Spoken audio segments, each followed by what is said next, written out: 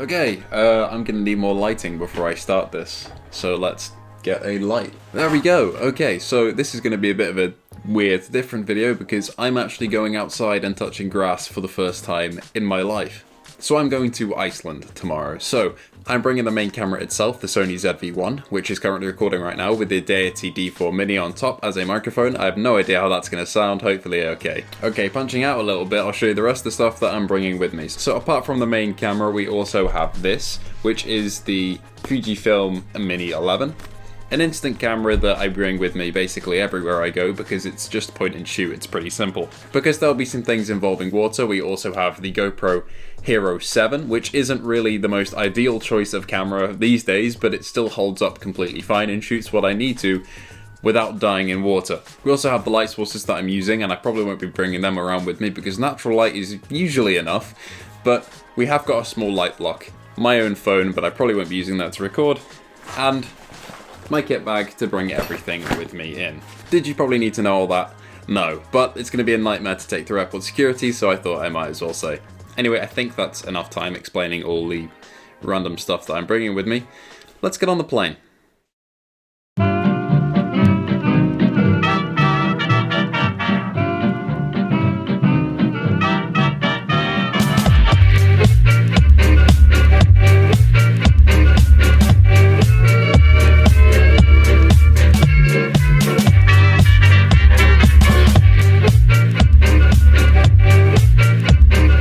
After arriving and checking through security, we still had a couple of hours to kill, so we went around a lot of different places to see what the airport in Manchester had to offer, which admittedly wasn't much.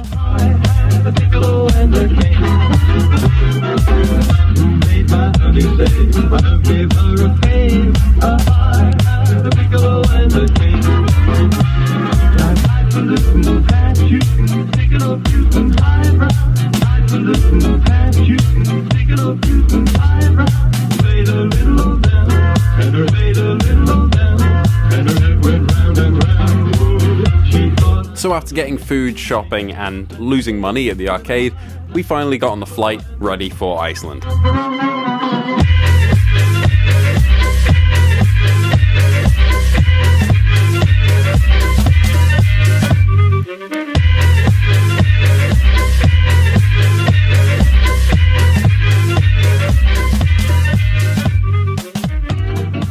After landing, we got our first look at how cold and windy this country was actually gonna be.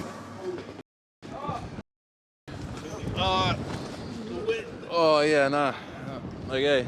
No, that was not fun. That was not fun. Next was a bus to the hotel, where we then had food and crashed.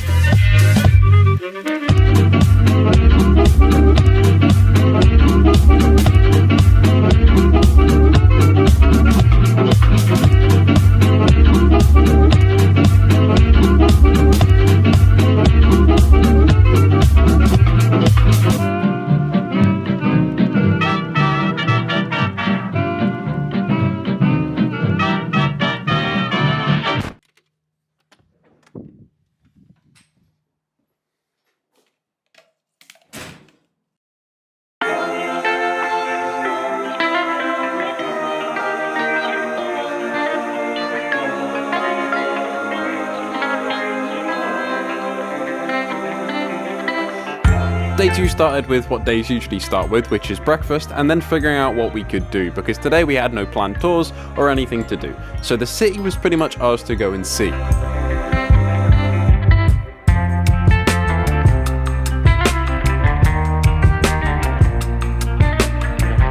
One thing that I hadn't even thought about before coming to film here was that daylight hours are very, very short. You get about 3 to 4 hours per day, and that's it. For example, right now in this footage it was 10 o'clock in the morning to 11, and the sun hadn't risen yet.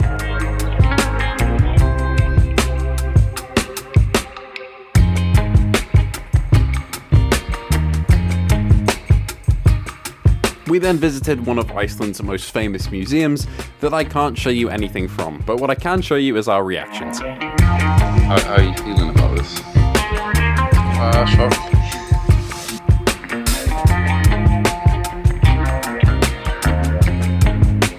There is one thing I can show you, which is that. But then the problem is, you zoom out and then, yeah. And I'm just gonna let this shot hold for 6 seconds because why not?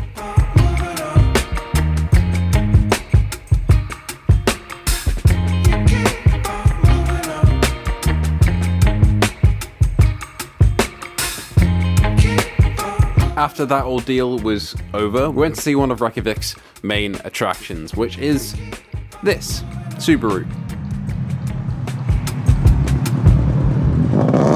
Yeah, no, just kidding, it's this.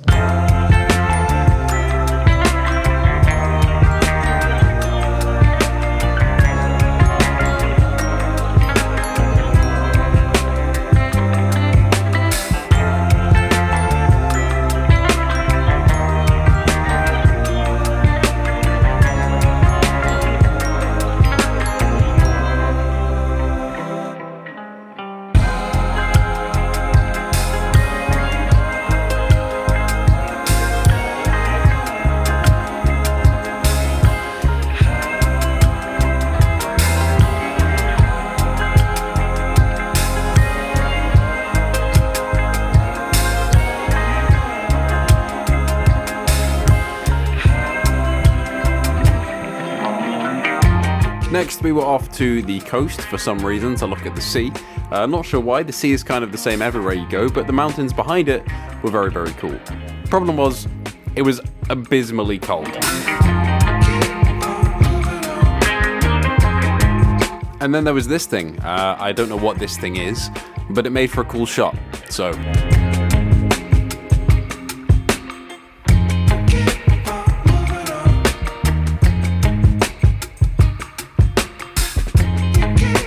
Up next was time to grab some food and then head off to a store that I didn't expect to be in Iceland of all places.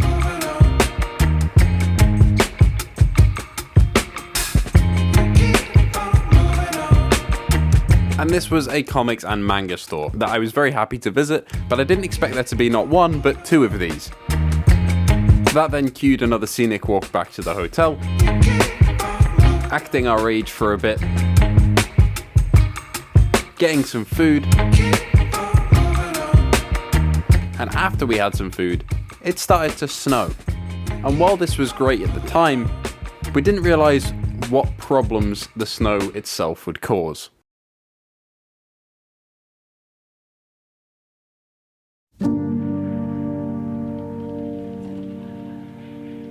Now, this wasn't just light snow we were talking about, there was a lot of it.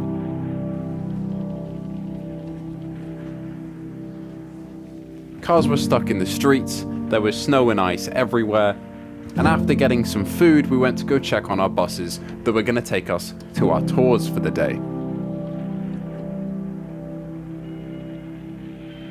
But this was met with the news that our bus wouldn't be going at the time it was meant to, and they were unsure whether or not our buses would be going at all in the day or the day after.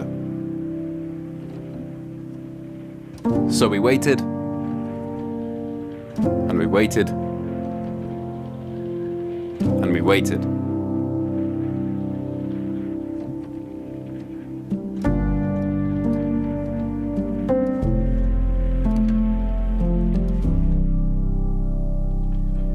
And after hours and hours, the news came through that there would be no tours running today for definite. The roads were closed, nobody could get anywhere. It was so bad that people were stuck in the airport as they arrived and couldn't even get to the city of Reykjavik.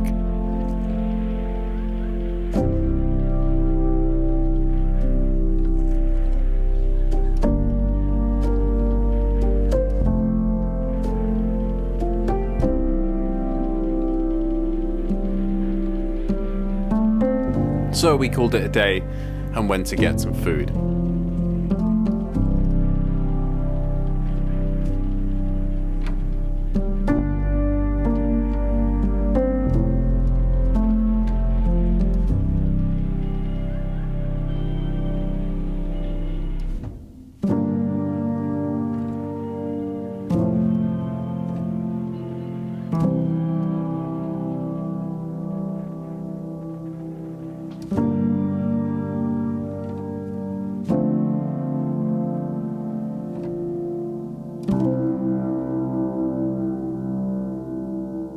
we could only hope that the next day would bring better weather, open roads, and a chance to actually see the country.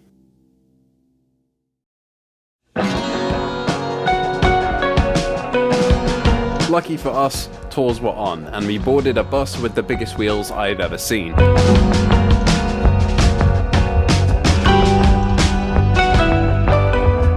But this wasn't just a tour on a bus to see some scenic views from inside. This was the Golden Circle, and we had a few stops lined up throughout this entire trip. First up was a tomato farm that was welcomingly warm.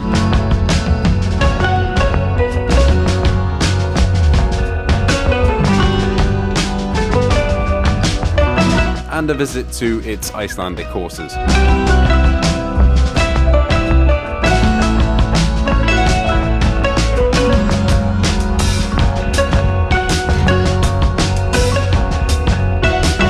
Next was a stop to the Icelandic geyser that I can never pronounce properly.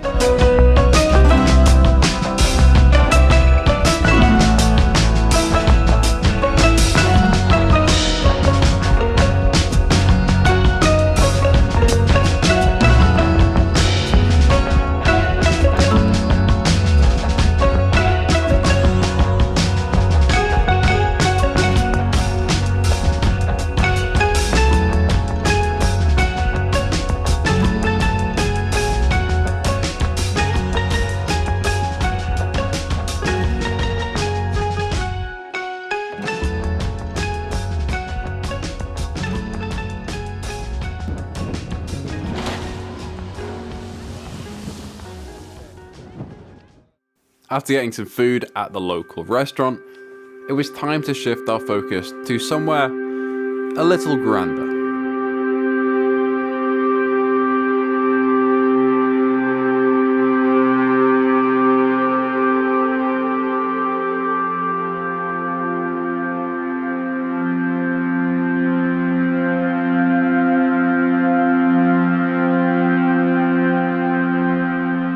Because this was Gullfoss.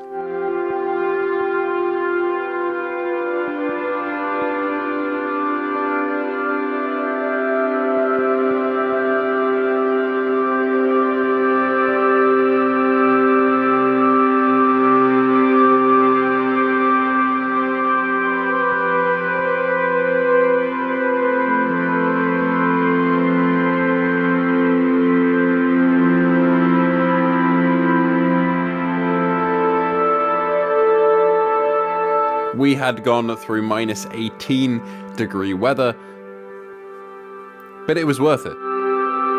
We had seen some amazing views, and after checking out a local fissure in the ground caused by an earthquake, the views on the bus got even more majestic.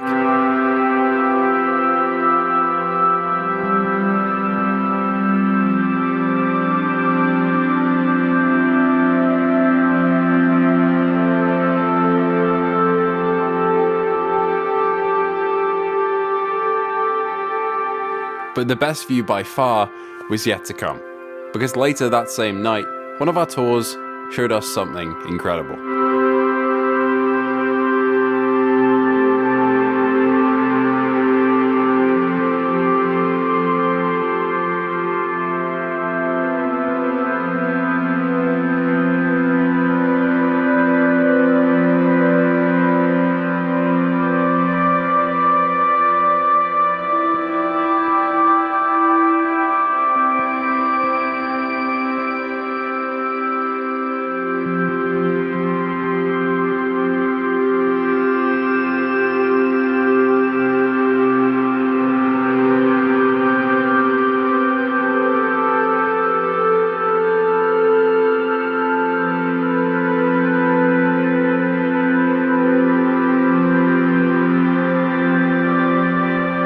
That was bittersweet, because the day afterwards, more road closures hit and everything was cancelled once again.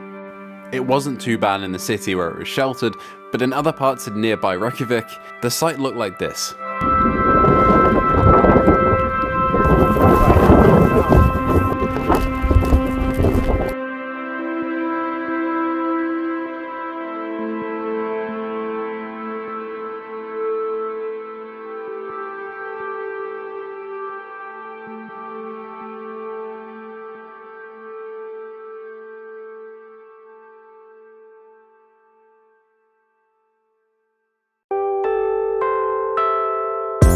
Another day of closures came, and this time it meant that we couldn't even get home. Our flight had been cancelled and rescheduled. However, we weren't going to let this stop us. And after saving a local scooter, we walked our way back to the manga store to see if there's any other nice food and things to spend money on. Because when you're bored, spend money.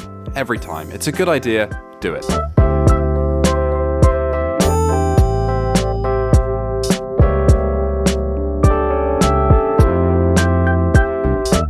And lucky for us, there were a lot of things to spend money on.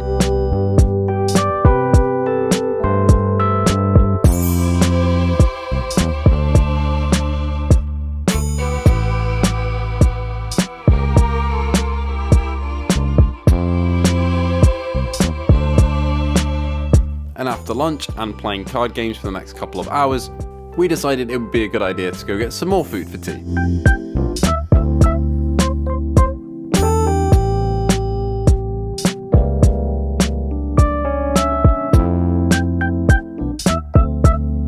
We visited the church again, but at night this time, and went back to the hotel once more, hoping that the next day would bring less cancellations so we could do our final trip.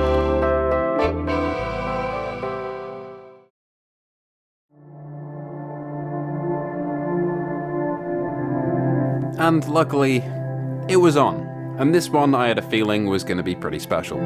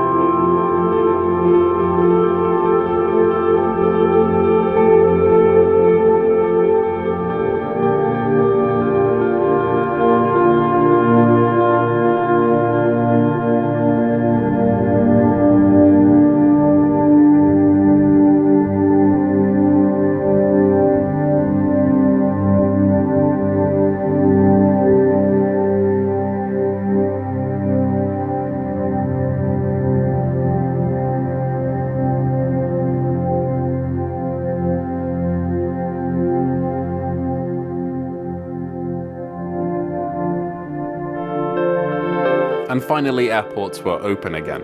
So we took a trip down and a 6-hour wait until our flight, and got ready to go home.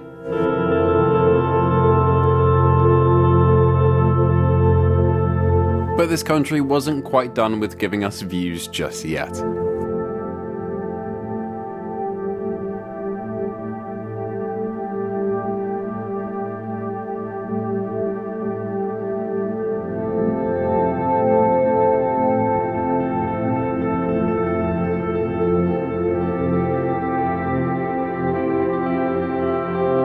So the trip didn't entirely go to plan, but in the end, we got to do everything we booked. It was a little hectic, it was spread around, but overall, and for everything we saw, it was worth it.